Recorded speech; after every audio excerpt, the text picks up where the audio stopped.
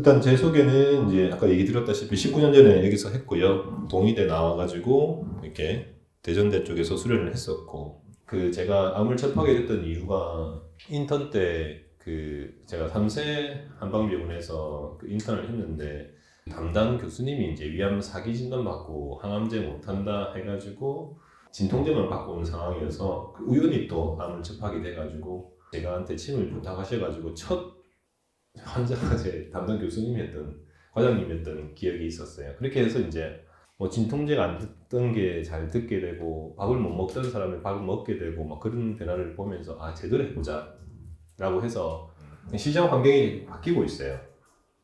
먹거리가 자꾸 이동되고 있어요. 예전에는 이제 한국인들이 죽는 이유가 중풍이랑 심장, 그러니까 뇌혈관 질환이랑 심장 질환이랑 암, 요 세 가지가 거의 80에서 85%를 차지했는데 지금은 이제 뇌혈관 질환도 많이 예방되거나 통제되고 있고 또 뇌질환 질환에서의 재활이 한방병원의 역할이었는데 이제 재활병원에서 전문적으로 많이 들어가기 시작했고요. 심장질환은 이제 뭐 인식이 많이 좋아지고 해서 예방적으로 많이 갔어요. 그래서 이제 종양 파트가 계속 환자가 늘어나고 있어요. 인구가 뭐 5천만이라 치고 암 관련된 뭐 생존자라고 할 수 있죠. 진단받고 치료 중이고 치료 다 받고 죽기 전까지의 환자 다 합쳐서 한 200만 정도 있어요. 암 자체가 예전에는 그냥 인류의 역사를 봤을 때 우리가 이제 언어가 생기고 문명이 이루어진 게 뭐 길게 보면 한 5천년 보통 3,000년 이내에 있었던 일들이라고 볼 수 있잖아요. 암 치료 역사는 한 200년 됐어요. 우리가 알고 있는 현대적인 암 치료가. 치제와 어떤 항생제가 발견되면서부터 최근 100년 이내에 그 암 수술이 탁월하게 그 발전했고요. 방사선 같은 경우에도 기계가 보급되고 한 게 불과 50년이 채 안 돼요. 항암제 같은 경우도 지금 거의 한 80년? 그러니까 지금 우리가 알고 있는 암 치료법이 거의 100년 이내의 거다고 보시면 됩니다. 그리고 이제 비약적 발전을 하게 된 게 2000년도 전으로 뭐 면역 항암제의 시대, 뭐 표적 치료제의 시대, 정밀 방사선 치료 시대가 들어오게 되었죠. 사실은 암이 걸렸는데 정확하게 진단되고 이렇게 체계적으로 접근이 된 게 사실은 한 100년, 길게 잡으면 200년 정도 되었다. 그렇게 보시면 되고 이제 우리 동의보감이나 예전 문헌에서도 암에 대한 언급은 많이 있었는데 그때 했던 접근법들이 이제 현대에서의 공격적인 치료와 더불어 가지고 의미를 가진다 이렇게 보시면 되겠죠. 미국에서도 그 수술한 방사선을 할 때 보완 대체약, 지금은 통합의학이었지만 그 당시에는 캠이라는 형태로 보완 대체의학이었는데 또 실제로 대부분의 환자들이 한 80% 가까이 캠을 이용한다는 게 있기 때문에 아무리 금지해도 안 된다. 그래서 이제 미국에서는 이제 이런 식으로 예방부터 전이재발 억제까지 다 개입하고 있다. 중국은 이제 아시다시피 통합되어 있다 보니까 암 자체를 한 방으로만 이제 억제하려던 1980년대 때 시절도 있었고요. 서양 치료와 중국 치료가 결합된 형태로 어떻게 치료할 것인가에 대해서 암종별로 가이드라인이 나오고 있고 그 가이드라인 근거해서 우리 국내에서도 이제 수용하고 있는 중입니다. 그래서 중국도 거의 비슷해요. 수술 전후 관리, 항암 치료, 부작용 관리, 전후의 회복 관리, 방사선 치료 부작용 관리, 말기암 관리, 그 다음에 전이재발 방지. 모든 그룹에서 지금 개입하고 있는 내용입니다. 전체적으로 이제 중국과 미국과 한국에 대한 동향을 받고 암 환자가 늘어나고 있는 건 알겠어요. 암 치료에서 그러면 한의사가 뭘 할 거냐? 그러면 그럼 우리가 어떻게 할 것인가? 뭘 할 것인가? 이게 나오겠죠. 여기까지 혹시 질문 있으십니까? 네, 아무거나 물어보셔도 됩니다. 한방병원이시면 의사분들이랑 같이 협진하시나요? 지금? 지금 이제 저희 병원에 양방 의사가 2명, 한방 선생님이 8명 정도 있습니다. 협진을 하고 같이 하고 있죠. 네. 그암 수술도 아니요, 예. 수술 항암 방사선은 그 양방 대학병원급에서 할 수 있는 행위이기 때문에 하지 않고 있고요. 전이나 수술 직후에 이제 회복할 때 그 기간에 이제 뭐 예를 들어서 위암이거나 하면 이제 덤핑 신드롬도 오고 이제 위철제식을 해야 되고 또 여러 가지 장마비나 유착이 올 수 있으니까 그거에 대한 케어하고 그 다음에 이제 위암 환자가 이제 4주쯤 지나고 나면 항암을 하거든요. 안 할 수도 있지만 하는 경우에는 3주 사이클마다 항암을 할 때 뭐 심한 뭐 항암 관련된 뭐 피로나 뭐 좀 계속 얘기하려 했던 내용인데 뭐 그런 항암 방사선 도중의 부작용 그게 다 끝나고 나면 또 이제 극심한 후유증에 의해서 체력 저하가 있거든요. 거의 대부분이 그거 회복하는 부분. 그 다음에 이제 다 끝났는데 1년 정도 항암하고 다 하고 회복까지 다 했는데 이제 4년 뒤가 완치인 거예요. 그 4년 동안 비어있는 기간 동안에 이제 면역 감시 체계라고 하나 그 어떤 면역력 관리 같은 것들 프로그램 그렇게 주로 이루어졌다 보시면 돼요. 그럼 암은 무엇이냐?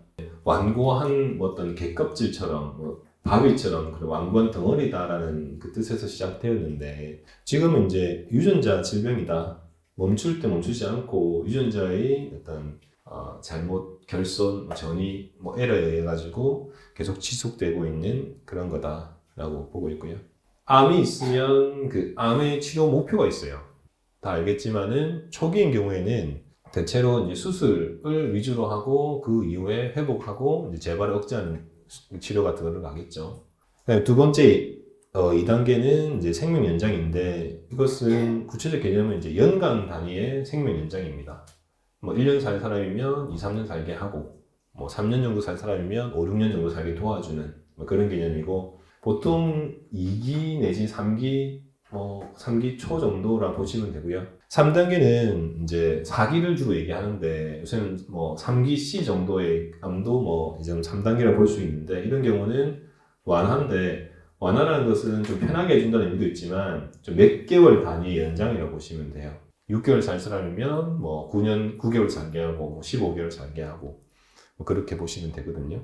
암이 있으면 이게 초기인지 완치를 목적할 건지 완화를 목적할 건지 큐어를 할 건지 그냥 케어를 할 건지 그런 걸 구분해서 생각해야 되는데 암이다라고 했을 때 그걸 암으로 보지 말고 암 중에 뭔데 200만 명의 암 환자가 있으면 그 중에 어떤 그룹에 있는지를 이제 감별할 필요가 있고 그 그룹에 맞게 이제 적당한 이제 목표를 제시해야 한다. 그렇게 보시면 되겠습니다. 완치를 해야 되는 1단계 같은 경우에는 이제 반드시 수술을 좀 할 수 있도록 잘 설득을 해서 끌고 가면 되고 3단계 부분이 좀 어려운데 3단계는 이제 경우가 되게 많아요. 너무 이제 진행이 많이 돼서 장기 부전까지 가는 경우가 있어요. 장기 부전이 갔다는 것은 그 장기의 기능이 완전히 망가졌다는 뜻이거든요. 그래서 그런 경우는 항암을 못해요. 수술도 못해요. 그냥 오로지 호스피스 가서 완화 치료를 할 수밖에 없어요. 근데 사기도 그룹이 되게 많아요.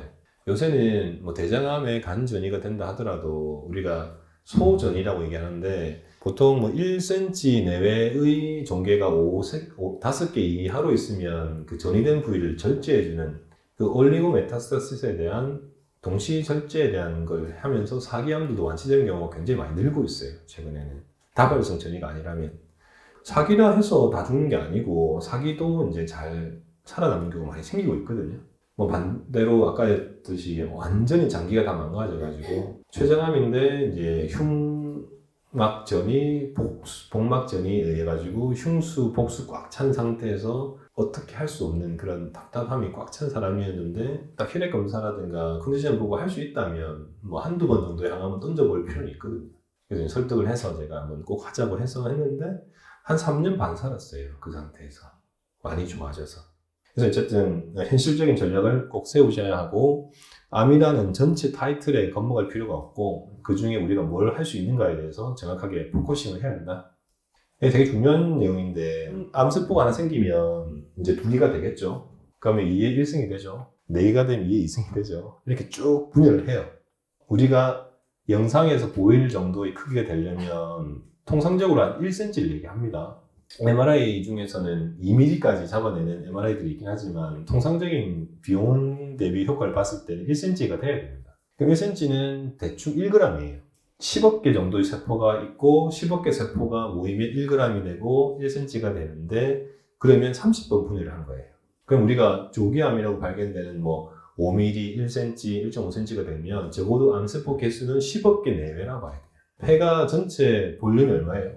흉곽의 전체 볼륨이 얼마예요? 남자 25cm 기준이면 한 6리터쯤 되거든요. 그럼 6리터에 뭐 하여튼 5분의 1이면은 뭐 대충 1리터 정도를 떼낸 거예요. 1리터면 대충 계산하면은 그 1kg 정도 물이 차 있다고 한다면 그러면 1cm, 1g 종괴가 있으면 그 중에 한 1리터를 떼내니까 굉장히 많이 뜯어낸 거예요. 근데 폐암 1기인 경우에도 5년 안에 재발될 확률이 30%예요. 그 말은 이제 특히나 폐나 간 같은 특성이 혈류가 풍부하기 때문에 전이가 많이 되기 때문에 그렇기도 하지만은, 그래서 우리가 이제 초기에 발견한다 하더라도 암이 거기만 국한해 있다라고 단정 지을 수가 없기 때문에 암 치료가 어려우게 해요.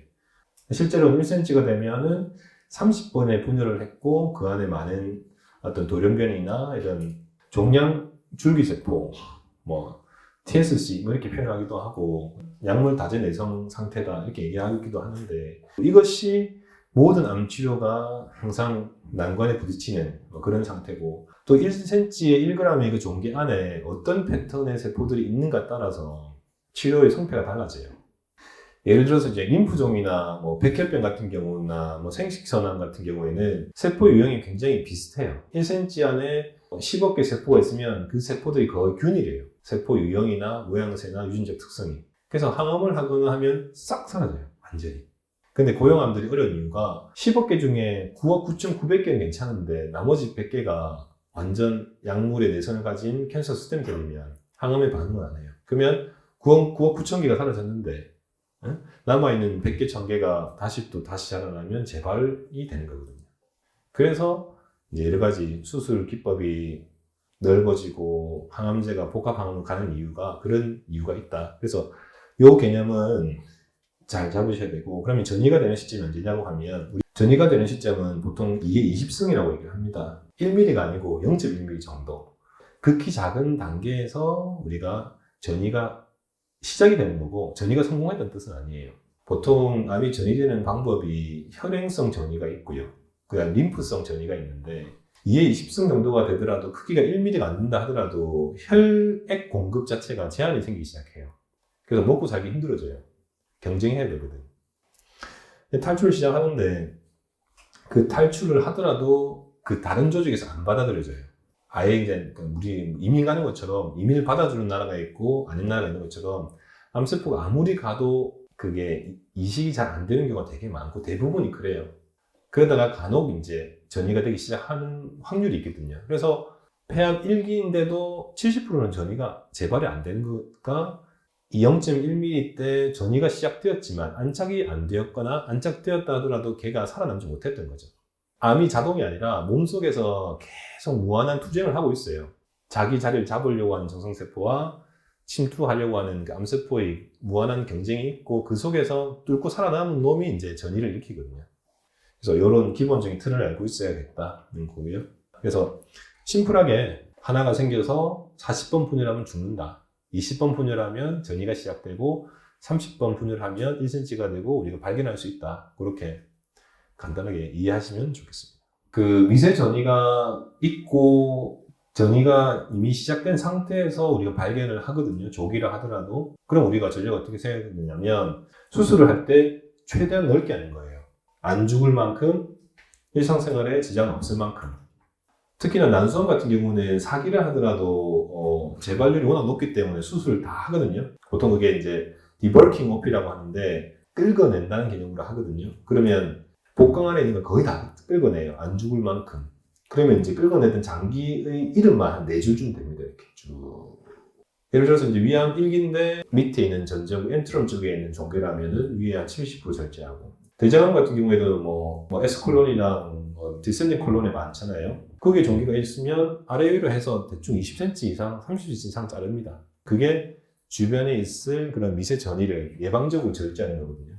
우리나라가 위암 수술이나 위암 어떤 치료의 그 성적이 전 세계에서 제일 좋거든요.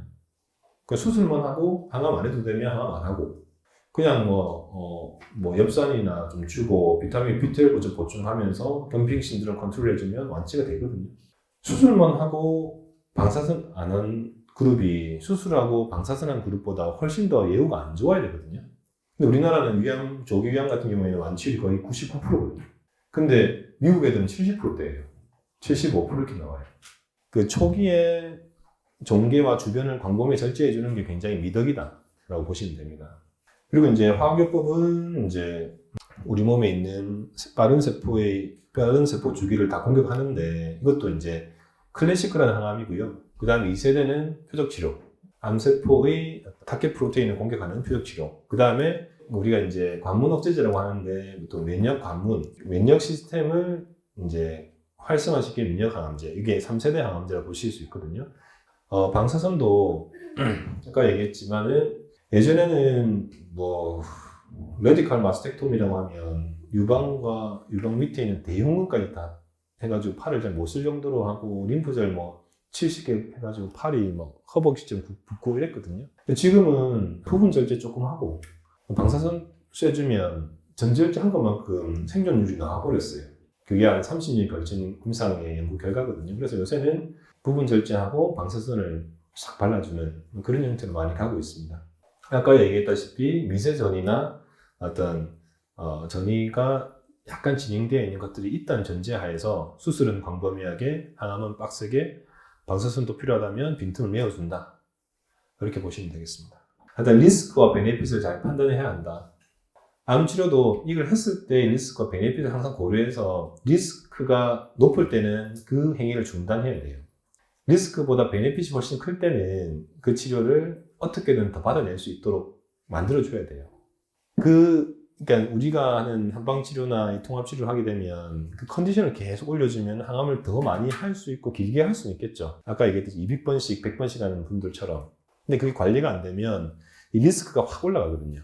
그러면 어쩔 수 없이 본인 의지 관계없이 항암을 치료를 중단해야 되는 그런 게 있을 수 있고요. 그러니까 항암제가 이렇게 많은데 왜 안 듣느냐. 그러니까 암세포는 좀 머리가 좋아가지고 자꾸 자기가 암세포 아닌 것처럼 위장을 자꾸 해요. 다양한 프로테인을 붙이면서 위장을 하는데 그런 것들이 이제 내성의 발현 기전이 되기도 하고요. 하나 물어보고 싶은 게 그럼 저는 몇 개의 세포로 되어 있을까요? 대충 90조개라고 칩시다. 80조개 내지 90조개 되겠죠. 100조개라고 해도 돼요. 어쨌든 1kg당 뭐 1조개 정도의 세포다라고 예상할 수 있으니까. 그러면 제가 이제 100조개의 세포로 되어 있으면 그 세포 한 개는 몇 개의 원소로 되어 있을까요? 그 생각해 본 적 있습니까? 세포 한 개가 거의 100조개의 원소로 되어 있다 그래요. 뭐 정확하진 않지만 그 정도로 많은 급의 단위의 세포로 되어 있거든요. 그래서 세포 골격에 대해서 혹시 들어본 적 있을 거예요. 약학 때 보면. 세포 골격이 세 가지가 있는데 그 세포 골격도 세포 전자현미경으로 보면은 세포 골격 자체가 계속 생기고 한쪽 끝은 생기고 한쪽 끝은 없어지고 있거든요. 그리고 세포 안에 들어있는 핵과 또 그 안에 들어있는 세포질 안에 들어있는 성분들 그리고 세포 표면에 있는 반투가선막 그 표면에 있는 단백질들 그 표면 단백질들이 시그널을 주고받으면서 우리 유기적인 움직임을 하는데 정확하게 얘기하자면 세포 하나가 찰나의 생성과 소멸을 같이 하고 있어요. 세포 벽조차도. 그 세포 표면에 있는 단백질조차도. 세포 한 개 표면에 보통 4,000개 이상의 표면 단백질이 있다고 그래요. 그래서 이제 우리가 알고 있는 표적치료나 면역항암제라는 것들이 그 세포 표면 단백질들을 인지해가지고 그 중에 타겟 몇 개를 골라서 때리는 거거든요.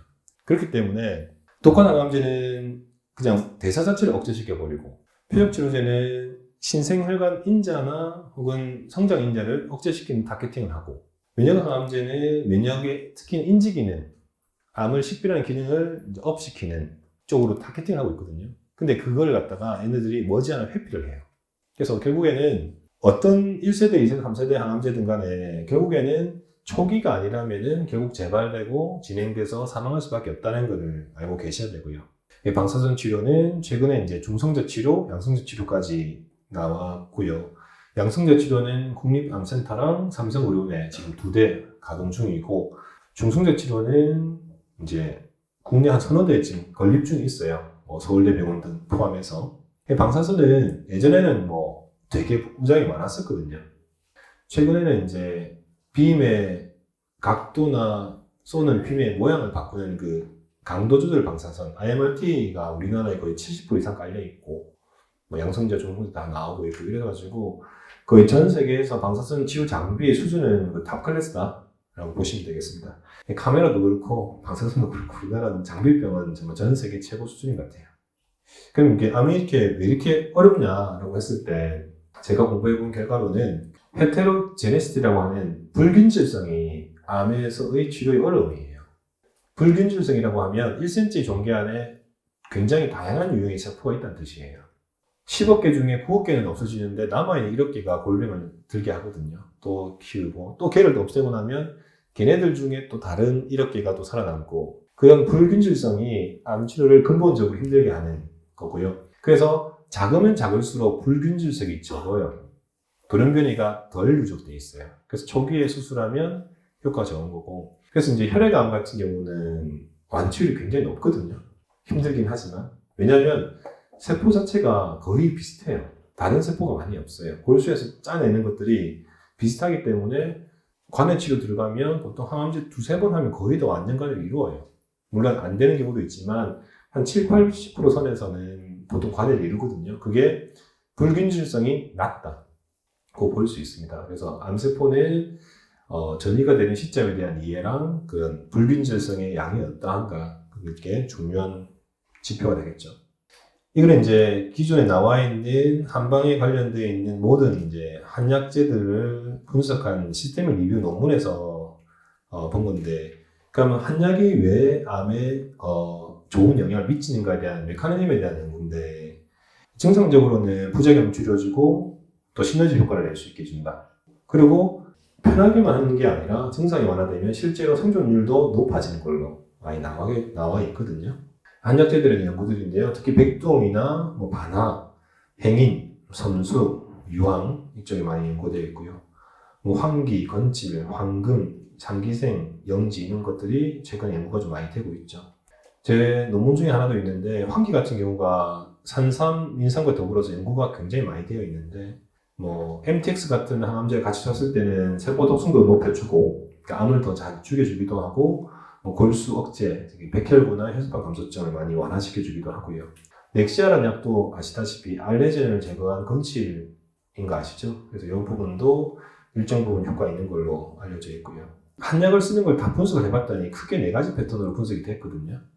익기류, 활혈류, 거담류, 그 다음에 청열, 해독류가 있는데 활혈하고 담인데 암의 본체를 이제 담으로 보는 개념이랑 어혈로 볼 수 있다. 그래서 거담과 그 어혈로 하는데 이런 것들은 이제 한방 자체만으로 할 때 좀 많이 쓸 수 있겠죠. 그리고 이제 청열 해독은 그 항염증이라든가 염증 환경을 개선하고 또 암의 어떤 전이재발 억제하는 형태의 약제를 쓰는데 이런 것들도 전이재발 방지군에서 많이 쓰고 있고 요 기전은 제가 봤을 때는 청열 해독이라는 개념 자체가 염증 환경을 개선시켜서 암이 생길 수 있는 확률을 낮추는 개념이 있고요. 두 번째로는 그 암하고 면역 시스템이 면역 관용을 이루는데 우리 몸의 세팅값을 자꾸 바꿔줌으로써 면역 관용을 좀 억제시켜서 면역 시스템이 암을 잘 먹게끔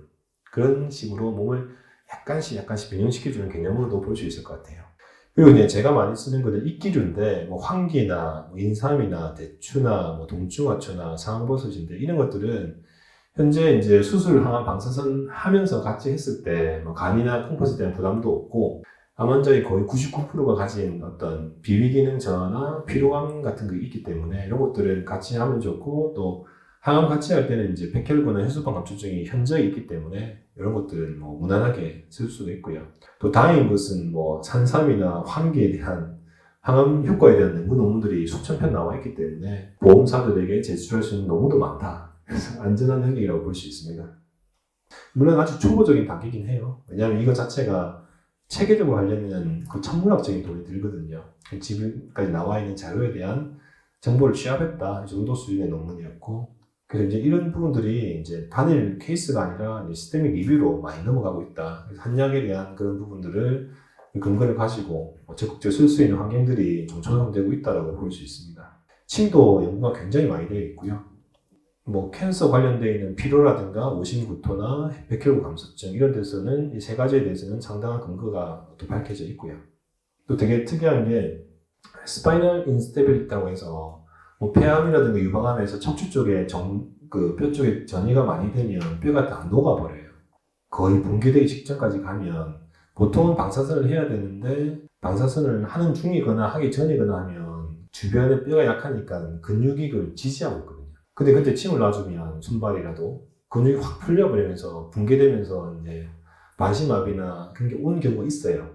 그 말이 뭐냐면 암 환자가 가지는 어떤 그런 근육 긴장들을 풀어주는데 침치료가 탁월한 효과가 있다는 거죠. 그래서 금기적으로 지정이 되어 있을 만큼 암 환자들의 어떤 과긴장이나 불안 같은데 침이 효과가 있다는 뭐 역설적인 증거가 되기도 하고요. 어쨌든 한의학에서 바라보는 거는 이제 뭐 펑션al MRI에 대한 결론도 그렇지만 신경계랑 내분비계가 어떤 면역계랑 더불어서 뇌를 중심으로 해가지고 다 얽혀 있다고 되어 있거든요. 어떤 침 치료나 약물 치료를 통해 가지고 안에 있는 체내 미생 환경을 개선시키면 그것이 암이 생기는 체질에서 암을 억제할 수 있는 그런免疫 시스템이 살아있는 체질로 갈 수 있다. 혹은 뭐 침 치료를 통해 가지고 암이 사라진다. 뭐 이런 세팅값까지 갈 수가 있는 거죠. 뭐 이런 부분들은 희망사항이기도 하지만 실제로는 일정 부분 성과도 나오고 있습니다. 뭐 이게 저희가 내린 나름대로 결론인데 암이 아까 얘기했던 그 불균형성이 높다고 그랬잖아요. 그렇다면은 그 모든 걸 다 세세적으로 다 접근할 수 없다면 하지만 그 암세포들이 잘 생긴 패턴이 있을 거라는 거죠. 그러면 우리도 체질이든 변증이든 어떤 침치료든 간에 그 패턴에서 그 암이 불편하게 할 수 있는, 암을 죽일 수 있는 환경을 만들면 암이 억제되거나 죽지 않겠느냐, 그렇게 얘기할 수 있겠죠. 그래서 매일 암세포는 생기고 있고요. 한 1000개에서 10,000개 정도? 근데 우리 몸에서 있는 면역세포가 몇 조가 되니까 몸만 건강하다면 다 없앨 수가 있겠죠. 그래서 이제 통합암치료의 비전이라고 해놨는데 우리가 해야 되고 우리가 하고 싶은 치료를 할 게 아니라 양방치료든 한방치료든 그 환자한테 꼭 필요한 치료를 추천해 줄 수 있는 그 안목이 있어야지 되고 그러면 위험할 게 없다. 그 사람한테 도움되는 치료를 우리가 추천하고 설명할 수 있으면 안전하게 갈 수 있습니다. 방사선하고 나서 침샘에 침이 안 나와요. 뭐 입이 안 벌어져요. 뭐 손발이 저려요. 소화가 안 돼요. 이런 것들 우리가 하면 되거든요. 얼마든지. 뭐 그런 것들은 적극적으로 했으면 하는 게 선배로서의 후배들에 대한 바람입니다. 지금 이제 1시간 20분 됐는데 자유로운 질문 좀 부탁드리겠습니다. 네. 환자를 수나 뭐 그런 거 어떻게 돼요? 하루에? 하루도 좋고 연간도 좋고 입원한 적이 있으니까 그 통계가 애매한. 지금 병실이 이제 100베드 정도 있는데 한 50에서 60명 정도 차있다 보시면 돼요. 외래에서는 한 하루에 한 30명 정도 암 환자만 거의 보니까 그렇게 왔다 갔다 하고 있고요. 100베드인데 100베드 꽉 다 차지는 않고 있어요. 그 궁극적으로도 암 환자를 진료한 한의원 대표이 좀 목표도 있잖아요. 그럼 전체적으로 혹시 한의학을 이용하는 암 환자 우리 병원 같은 경우에는 그 입원 환자의 거의 90% 이상의 환자를 먹어요. 케이스마다 좀 다르긴 한데 우리 병원 같은 경우가 전체 매출에 있어서 한방하고 양방의 비율이 거의 예전에는 한방이 훨씬 높았는데 지금 많이 내려와가지고 한 절반 정도, 반반 정도 되고요. 왜냐하면 실비가 잘 안 돼요. 한방은 입원해도 비율 자체가 굉장히 낮기 때문에 우리 병원 같은 경우에는 실비 안 돼도 한방 치료를 많이 하는 전국에서 손꼽히는 병원 중에 하나예요. 보통 그 진단을 받으면 암 환자 등록을 하면 그 대학병원이나 의료기관에서 네, 그 중증 등록 환자인데 그러면 이제 95% 할인을 해주거든요. 5년간. 한방병원도 똑같아요. 그 보험 급여되는 항목들은 다 95% 할인이에요. 본인 부담은 5%니까. 그러니까 우리 같은 경우에는 환자가 그냥 한 달간 입원을 하면 30일 기준으로 해서 급여 치료되는 게 거의 한 400만 원 정도 나와요. 실제로 환자 본인 부담은 뭐 한 40만 원, 20만 원 정도 받는 거죠. 그리고 나머지 부분은 이제 비급여 행위를 하는 것에 따라서 하는데 비급여 행위는 실비가 대부분 다 있으니까 실비에서 커버되고 실비 커버가 안 되는 파트는 이제 본인 부담을 내는 거죠. 그래서 암 파트가 어떤 영역보다도 그 보장성은 제일 좋은 파트라고 볼 수 있어요. 실비보험이랑 중증 등록이 커버되면은 비용 부담 굉장히 낮게 분산시켜서 할 수 있습니다. 일단 그 암 쪽은요, 그 앞으로도 더 커질 시장이고 아직까지도 진지하게 공부가 되어 있는 한의사들이 많지 않은 시장이에요. 실제로 이제 암을 한다는 양방병원에 있는 그 양방의사들도 암에 대해서 공부가 된 사람이 별로 없어요. 실제로 그래요. 원래 존경하던 사람이 그걸 하는 경우가 많지는 않아요. 그 홍성훈 교수님 밑에서 열심히 학생들 공부하시고요. 교과 그 커리큘럼 보니까 내용이 굉장히 좋던데 체계적으로 좀 공부해 놓으시고 또 이제 필드 와서 좀 경험 쌓으시면 아주 유능한 그 필드의 종영 전문가가 되지 않을까 싶습니다. 오늘 강의 이상 마치겠습니다.